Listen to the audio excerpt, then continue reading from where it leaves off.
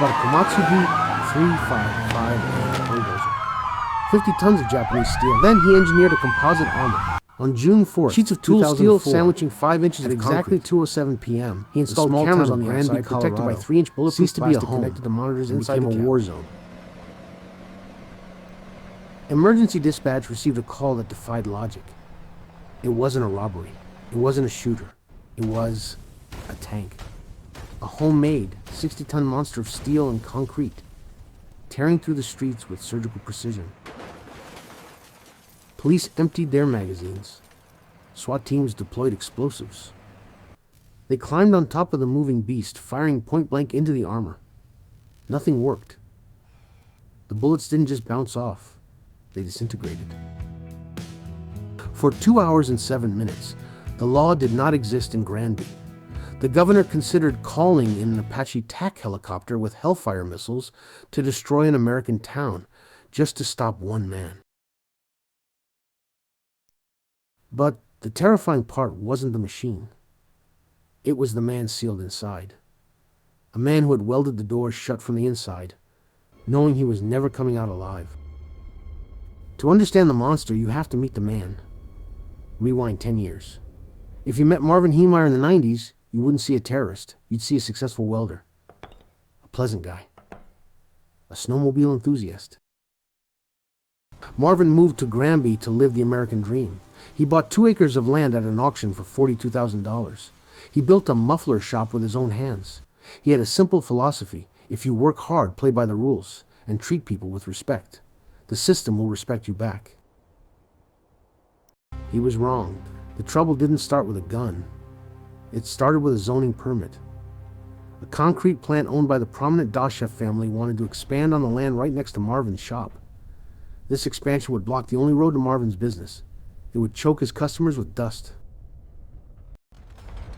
Marvin tried to fight it the right way. He went to town council meetings. We have the transcripts. You can hear the desperation in his voice. He offered solutions. He offered land swaps. He begged them to see reason. The town council voted 6-1 against him. Construction was approved. But they didn't stop there. The city fined Marvin $2,500 for having junk cars on his property. Then they cut off his sewer line and fined him again for not being hooked up to the sewer line. It was a bureaucratic siege. They were trying to break him. They wanted him to pack up and leave. And for a while, it seemed like they won. Marvin stopped coming to meetings. He broke up with his girlfriend. He sold his property to a trash company, but leased back a specific part of it, the large metal shed. He told people he was just finishing up some contract work. But inside that shed, Marvin wasn't fixing mufflers. He was building a coffin. After the rampage, investigators found audio tapes Marvin recorded during those long, lonely months in the dark. Listen closely. This isn't the voice of a raving lunatic. It is the terrifyingly calm voice of a man who believes he has been chosen. Marvin began to see signs.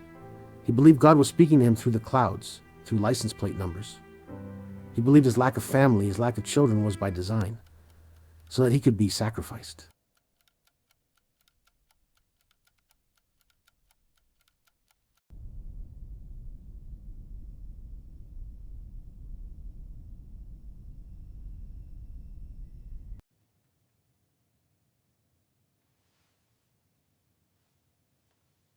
He mounted compressed air nozzles to blow dust off the cameras.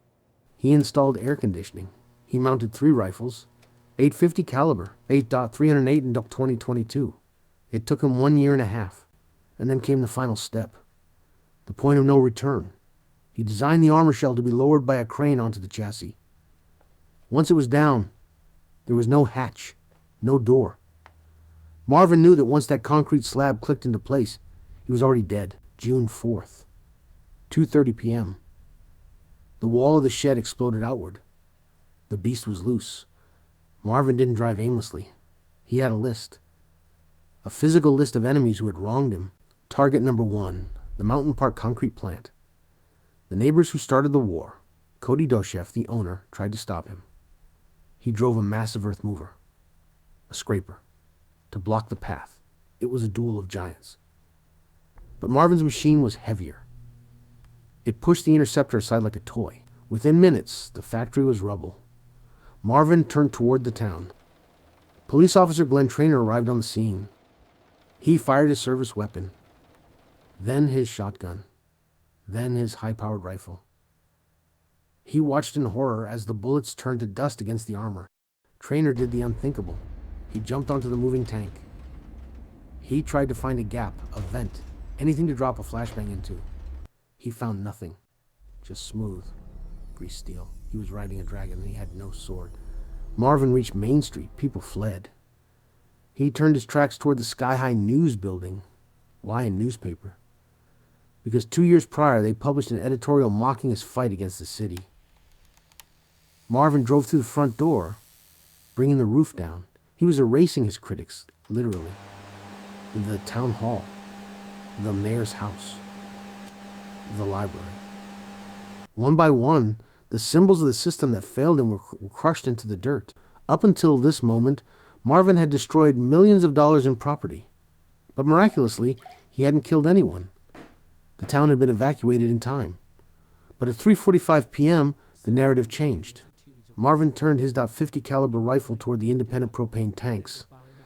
These vessels held thousands of gallons of liquid gas. They were located next to a senior citizen's home. He fired. He fired again. If those tanks had ignited, Granby would have been wiped off the map. But they didn't. The bullets punctured the metal, but the gas didn't catch fire. Was it a miracle, or was it failure? We don't know. But the intent was clear. Marvin was no longer just punishing the council. He was willing to kill the innocent. Every monster has a weakness. For the Killdozer, it wasn't the police, it was gravity. While crushing the Gamble's hardware store, the basement floor collapsed under the sheer weight of the machine. The treads lost traction. Debris fell into the engine. The radiator blew. Steam began to hiss from the machine like a dying breath. The beast was stuck. SWAT teams swarmed the vehicle, guns drawn, waiting for the door to open. They waited for minutes, then hours. One single muffled pop, then silence. It took the police 12 hours to get inside. They used explosives, failed. They had to bring in an industrial oxyacetylene cutting torch to cut through the roof. It was like opening an Egyptian tomb. At 2 a.m., they pulled back the steel. They found Marvin Heemeyer dead. Self-inflicted. He had finished his list. The rampage caused $7 million in damage, yet the only life lost was Marvin's. In the years since, the internet has turned Marvin Heemeyer into a folk hero. The last American badass. The man who fought back against a corrupt system. T-shirts, memes, and songs celebrate the Killdozer. But walk the streets of Granby today and you'll hear a different story. They remember the fear. They remember the gun aimed at the propane tanks. They remember that if the machine hadn't got stuck, he would have kept going. Marvin wrote in his manifesto, "I was willing to be reasonable until I had to be unreasonable." Was he a victim pushed too far? Or was he a villain waiting for an excuse? Perhaps the scariest truth is, inside every quiet, reasonable man, there is a breaking point. Marvin just found his.